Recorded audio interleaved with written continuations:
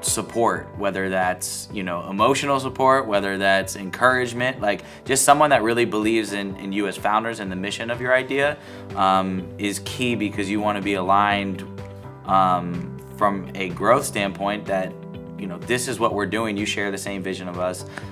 You're passionate about what we're doing. So really, aligning yourself from the passion place. So it was someone with deep knowledge of the music space, deep knowledge of the mobile app space, and deep knowledge of social media. So for us, we were lucky enough to reach out to Alex Hoffman, the former president of Musical.ly. It was good timing for us, good timing for him, and we were able to make it work for him to come on as our independent.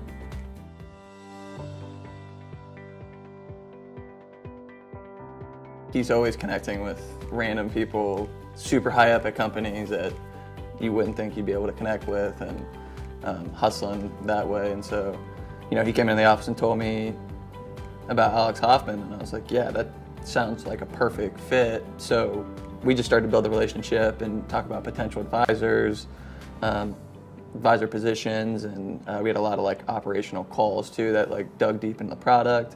And at the same time, when we had this open independent position, that we were kind of creating a list and working down that list, and we just ended up asking them, and anything beyond that was just a negotiation. But I think the initial strategic part of okay, we would love him as an advisor, let's just meet with him, let's build a relationship and see how we work together. We knew after a couple of months that it was a great fit. So. Yeah, I mean, for a lot of entrepreneurs, you've never been in a board meeting before. You haven't had a board formally formed, so it is new for you. And so when you have that first board meeting, there's nuances and language you use, whether it's the minutes, and it feels awkward at first. You don't know what to do or say, but oftentimes your investor who is on the board has been in many board meetings and on many boards, but they are often super helpful in, it takes getting used to, but just anything in a startup, you're doing something you've never done before, and it's just something you add to that list.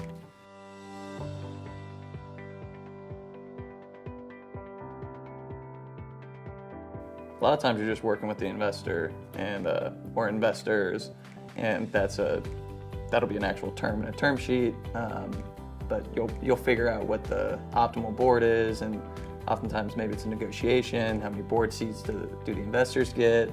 How many board seats do the founders get?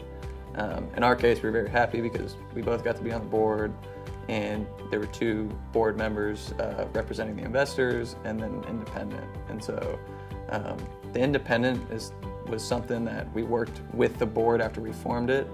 We didn't have an independent to start, and a lot of times you won't. But yeah, we worked over the past year to find the right independent, which we did. So it's finally complete.